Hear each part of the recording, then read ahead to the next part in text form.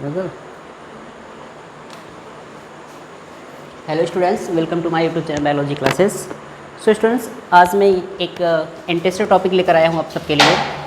जैसा कि कल की क्लासेस में मैंने आप लोगों को पढ़ाया था मेल रिप्रोडक्टिव सिस्टम, तो मेल रिप्रोडक्टिव सिस्टम का मैंने एक छोटा सा फ्लो चार्ट बनाया था, जिसमें मैंने बताया था कि जो मेल रिप्रोडक्टिव सिस्टम है, यानी जो नर जननतंत्र है, नर जननतंत्र को मैंने 3 भागों में बांटा था। पहला क्या था, तो पहला आपका था क्या चीज़, प्राथमिक लैंगिक अंग या फिर इसको मुख्य लैंगिक अंग कहते थे। दूसरा क्या था, दूसरा जो था वो क्या था, द्वितीयक या फिर सहायक कहते हैं। और तीसरा क्या था, तीसरा जो आपका था वो होता है आपका बाह्य लैंगिक अंग। ठीक है, तो आज उसी क्रम में हम देखेंगे कि जो प्राथमिक या फिर मुख्य लैंगिक अंग होते हैं उसमें सबसे पहला कौन सा टॉपिक आता है या सबसे पहला हेडिंग कौन सा आता है। तो हेडिंग क्या बनाएंगे, तो हेडिंग बनाएंगे प्राथमिक लैंगिक अंग। प्राथमिक लैंगिक अंग इंग्लिश में क्या बोलेंगे इसको, प्राइमरी सेक्स ऑर्गन। अब देखिए, जो प्राइमरी सेक्स ऑर्गन होता है यानी जो प्राथमिक लैंगिक अंग होता है, इस प्राथमिक लैंगिक अंग में मैंने कल बताया था कि इसमें कौन सा हेडिंग आता है या इसके अंतर्गत कौन सा जो है कि लैंगिक अंग आता है। तो इसके अंतर्गत जो आने वाला अंग होता है वो क्या होता है, वृषण होता है। क्या होता है, वृषण। इसको इंग्लिश में क्या बोलते हैं, टेस्टिस बोलते हैं। ठीक है, तो अब इसमें में देखेंगे कि जो प्राथमिक लैंगिक अंग है यानी जो वृषण है, वृषण की संरचना, वृषण क्या होता है, इसकी स्ट्रक्चर कैसी होती है और कैसे किस प्रकार से होता है, इसके बारे में हम क्या करेंगे, डिस्कशन करेंगे। तो इसमें प्राथमिक लैंगिक अंग में आप हेडिंग क्या बनाएंगे, प्राथमिक लैंगिक अंग में बना लीजिए वृषण। ठीक है, टेस्टिस। अब देखिए, वृषण की सारी बात को हम क्या करते हैं, एक एक पॉइंट वाइज करके आपको सारी बात समझाने वाले हैं। तो वृषण के बहुत सारे टॉपिक यानी वृषण के जितने भी पॉइंट बन रहेंगे यहाँ पे सारे पॉइंट मैक्सिमम 5 से 10-15 पॉइंट तो आपको बता ही देंगे कि वृषण क्या है और इसकी संरचना कैसी होती है। तो सभी लोग क्या करेंगे, फटाफट जो कि एकदम माइंड को कंसंट्रेट करके ध्यान से सुनिए और नोट्स बनाते चलिए और इसकी तैयारी आप लोग अच्छे से करते चलिए। इसका टेस्ट मैं बहुत जल्दी लेने वाला हूँ, तो आप लोग जो है कि फटाफट पहले वीडियो को तो शेयर कर दीजिए, उसके बाद फिर मैं बताऊँ कि वृषण क्या है। ठीक है, अगर मैं वृषण की बात करूँ तो वृषण जो होता है ये क्या होता है, तो ये एक प्रकार का आपका प्राथमिक लैंगिक अंग होता है। क्या होता है, तो ये प्राथमिक लैंगिक अंग होता है और प्राथमिक लैंगिक अंग में सबसे पहला इसमें क्या आता है, वृषण आता है। ठीक है, तो आपको ये पता होना चाहिए कि जो वृषण होता है मानव के शरीर में क्या होता है, तो मानव के शरीर में एक जोड़ी क्या पाया जाता है, वृषण पाया जाता है। ठीक है, एक जोड़ी का मतलब कितना, एक जोड़ी का मतलब संख्या में ये 2 हो जाएंगे। कितने हो जाएंगे, संख्या में 2 हो जाएगा। तो मानव शरीर में एक जोड़ी क्या पाया जाता है, एक जोड़ी वृषण पाया जाता है। ठीक है, जो संख्या में कितने होते हैं, जो संख्या में कितने हो जाएंगे, 2 हो जाएंगे।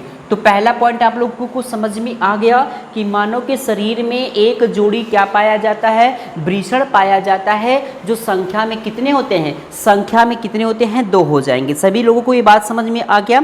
फिर उसके बाद बताएंगे कि जो वृषण होता है, वृषण जो होता है ये वृषण को यानी वृषण जो होता है यह एक थैलीनुमा संरचना में क्या होती है, पाई जाती है। किस में पाई जाती है, तो वृषण एक थैलीनुमा संरचना में क्या होती है, पाई जाती है। और इस थैलीनुमा संरचना को क्या कहते हैं, वृषण कोश कहते हैं। अर्थात वृषण जो होता है वो वृषण कोश में क्या होता है, उपस्थित होता है। तो इसकी 2 बातें आप सबको समझ में आ गया।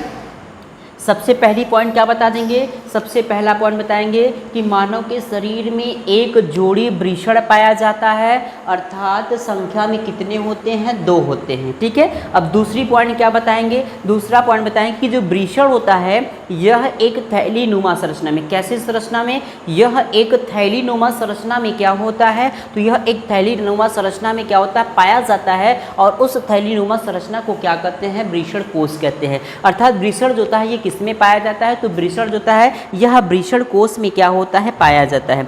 सभी लोगों को बात समझ में आ गया। जैसे आप ऐसे समझ लीजिए कि ये समझ लीजिए कि ये क्या है, एक वृषण है। ठीक है, ये क्या हो जाएगा, वृषण।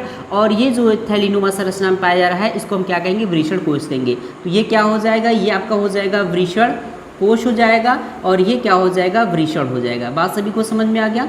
तो अब देखिए वृषण किस में पाया जा रहा है, तो वृषण जो है यह एक थैलीनुमा संरचना में पाया जा रहा है, जिसको क्या कहते हैं, वृषण कोश कहते हैं। तो 2 बातें इसकी समझ में आ गई।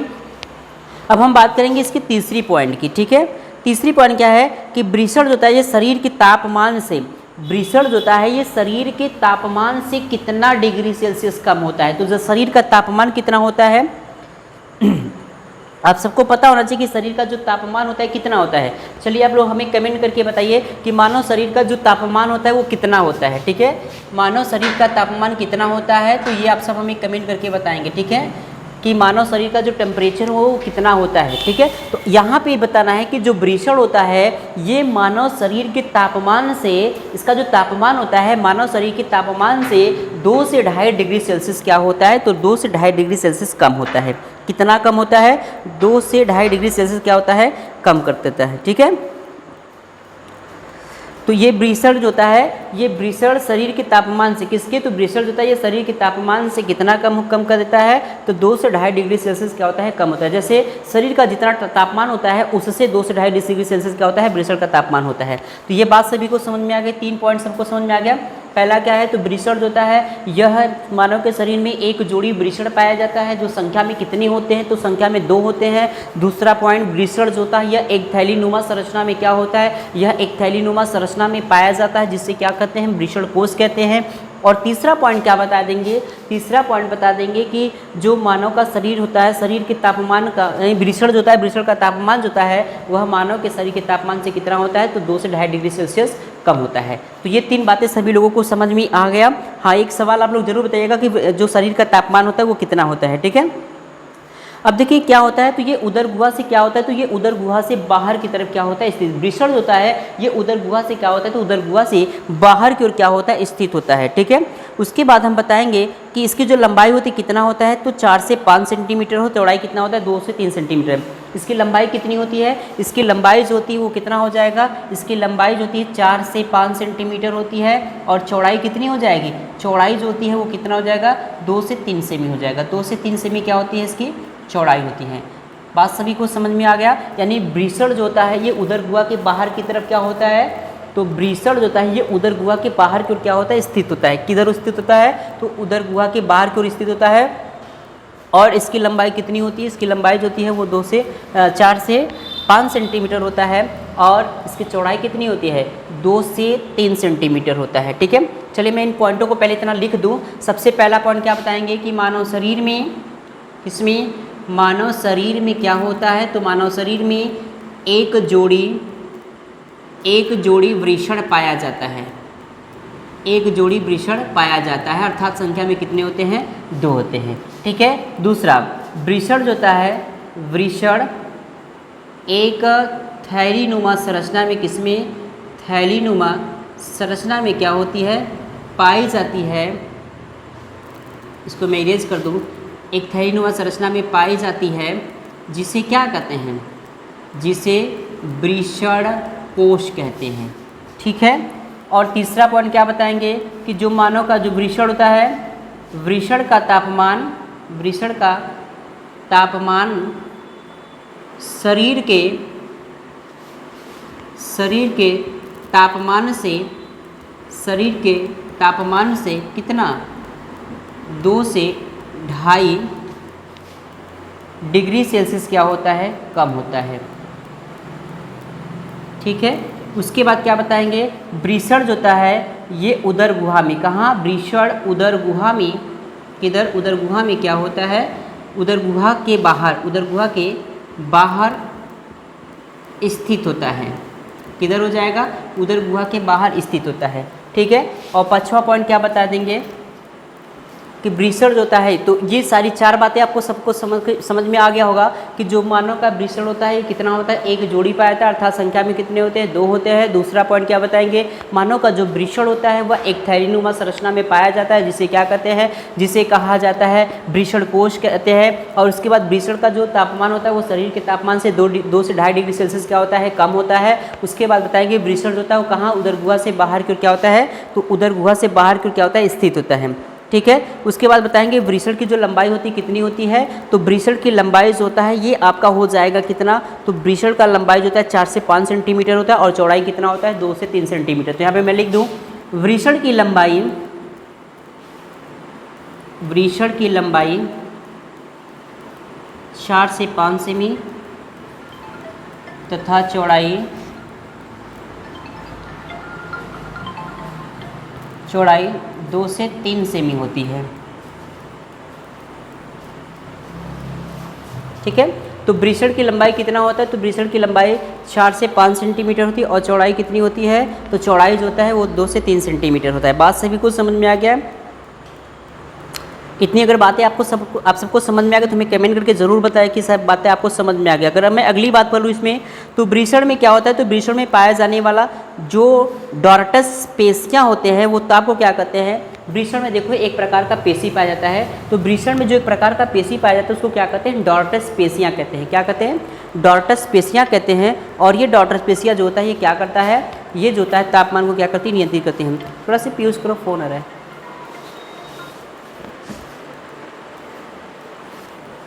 तो ये बातें सभी को समझ में आ गई। ब्रिसड की लंबाई कितनी होती है? 4 से 5 सेंटीमीटर होता है। चौड़ाई कितना? 2 से 3 सेंटीमीटर होता है। ठीक है, वो थोड़ा से कुछ काम आ गया था इसलिए मैंने थोड़ा सा रुक दिया था, बट अब देखिए कंटिन्यू करते क्लास को। तो ये ब्रिसड की लंबाई आपको समझ में आ गई। उसके बाद मैंने बताया कि जो ब्रिसड में क्या होता है, ब्रिसड में एक प्रकार का पेशी पाया जाता है, उस पेशी को क्या कहते हैं? डॉर्टस पेशी कहते हैं। ठीक है, अभी जो ब्रिसड में डॉर्टस पेशी पाया जाता है ये जो होता है ये ब्रिसड के तापमान को क्या करती है? तो ये कंट्रोल करती है, अर्थात उसको नियंत्रित करती है। अब देखो ब्रिसड में क्या पाया जाता है? तो ब्रिसड में एक डॉर्टस पेशी पाया जाता है।